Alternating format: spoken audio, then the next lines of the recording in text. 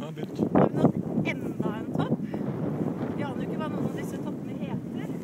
Men hvis de ser bak meg, det er jo ikke veldig langt til skiene. Og der er det mye rød snø, det er jeg helt overbevist om. For rett på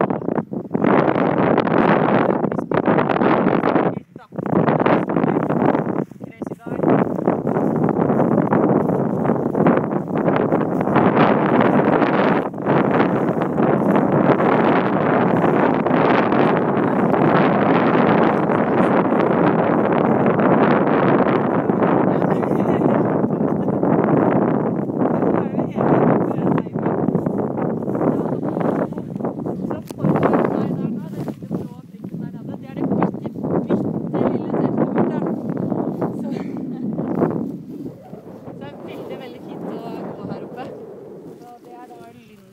Jeg skal ha mitt eget flagg, mitt eget våpen og mitt eget kommunestyre må jeg ha. Skal vi prøve oss på den toppen som ligger der oppe med den varden. Bruke en god time